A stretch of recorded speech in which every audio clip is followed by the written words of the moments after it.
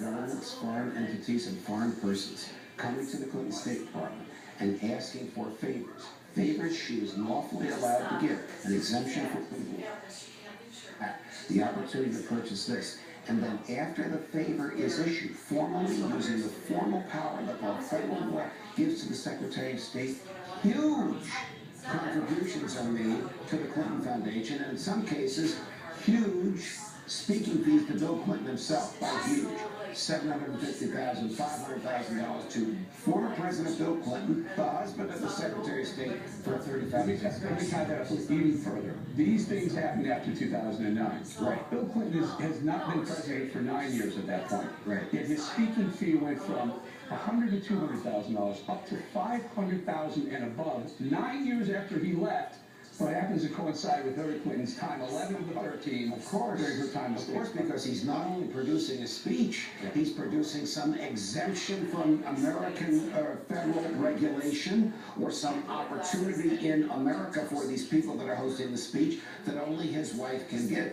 Eric, in my view, this is an easier case for the FBI to prove than the email case was. It's easier for the public to understand. It's easier for a jury to. It's circumstantial at this point, Judge. So, I mean, you and I had this idea that yes, his fee went up double and triple during her time, but is there a smoking gun? If the DOJ were serious about this, they would indict some of the people who got these favors, and those people would spill the beans on what their negotiations were with Bill and his people, and what their negotiations were with Hillary and her people. This is a very, very serious allegation of public corruption. On top of that, the more of these emails that come out, the more of these emails that she swore under oath 3 times that she surrendered, the more opportunity there is for a future Justice Department to prosecute her for perjury. We know of at least 3 so far.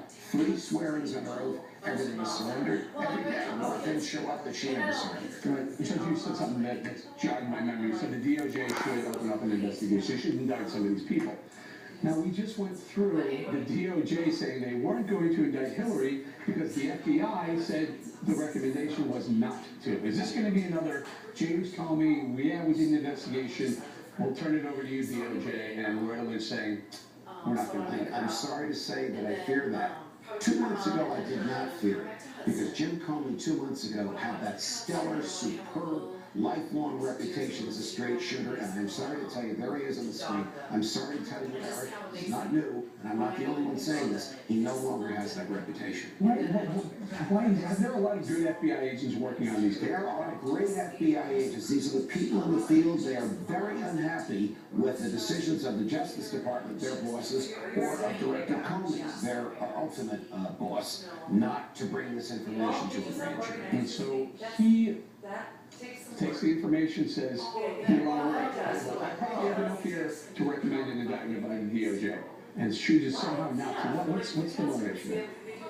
To elect Hillary Clinton president. Not on Jim Comey's part, but on the part of the higher-ups in the DOJ. Look, this meeting with Bill Clinton and Loretta Lynch at the Phoenix airport. Tell me, though, what happened? That's not James Comey. Everyone said like you just said, he's an honest, straightforward, great lawmaker. He's the top cop in the FBI. What happened?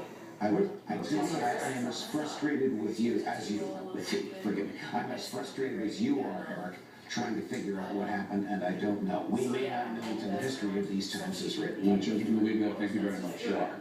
Next, email revelations. We'll be back in a moment.